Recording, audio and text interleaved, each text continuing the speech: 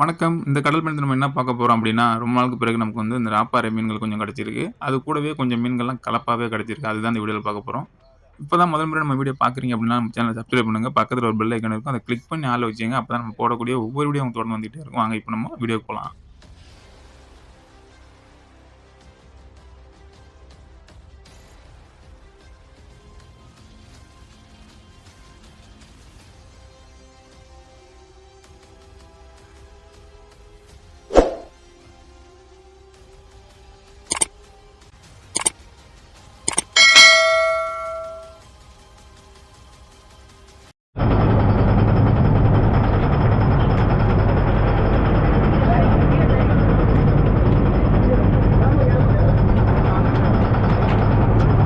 என்னடா இது மடியே இப்ப தான் வந்து உள்ள வந்துட்டு இருக்கு. அதுக்குள்ள ஒரு 3 பாறை வந்து இருக்கு. பார்த்தீங்கன்னா, அதான் மடை அதான் தூரி எடுக்கிறதுக்கு எடுத்துக்க. மடி எடுக்கிறதுக்கு முன்னாடியே பார்த்தீங்கன்னா, அந்த விஜய் கூட பார்த்த மீன் இது. மடையில மாட்டிட்டு சரக்குல போட்டு. இல்லையே தவறு இல்லையா? மீன் வந்து வலைய தாண்டி வந்துட்டு போடு போடு போடு போடு. அந்த மடியில முள்ளு இருக்கு, மடியில முள்ளு இருக்கு, மடியில முள்ளு இருக்கு, கிடைச்சிருக்கு. மடியில முள்ளு இருக்கு.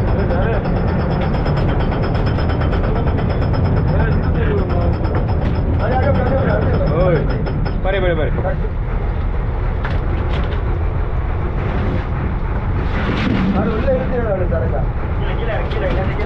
பறிக்கிட்டு பறிக்கிட்டு.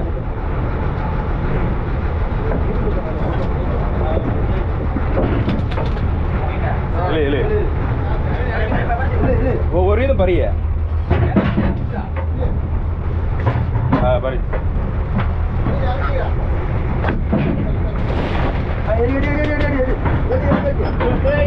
பொறுமை பொறுமை.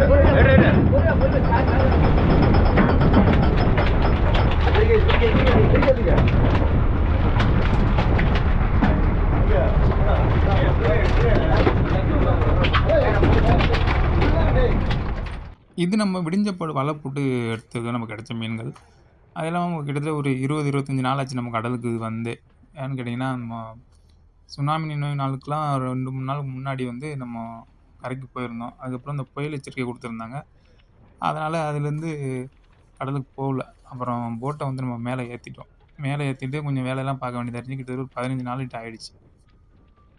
அதுக்கு பிறகு இப்ப தான் நம்ம கடலுக்கு வந்திருந்தோம். வந்து இப்போ வந்து ஒரே ஒரு படத்துல நம்ம வலை போட்டிருக்கோம். அதில கிடைச்ச மீன்கள் தான் இப்ப நீங்க பார்க்குறீங்க. இதில வந்து பாறை வகை மீன்கள் தான் கொஞ்சம் அதிகமாவே இருக்கு. அது இல்லாம இது கூட சீலா மீன்களும் கலப்பா இருக்கு. ரொம்ப நாள் ஆச்சு இந்த மாதிரி மீன்கள் நம்ம இந்த இடத்துல நமக்கு கிடைச்சு. இது இன்னும் கூட அதிகமா கிடைக்கும் அப்படின்னு நினைக்கிறேன். அடுத்தடுத்த முறை கிடைக்குதா என்னன்னு தெரியல பார்ப்போம். அது மட்டும் இல்லாம ஒரு நண்பர் கூட சொல்லியிருந்தாரு வந்து, "மீன வந்து கையில எடுத்து நீங்க தெளிவா காட்டுங்க. நீங்க சொல்ற மீனு எந்த மீனு அப்படிங்கிறது தெரியல." அப்படின்னு சொல்லியிருந்தாங்க.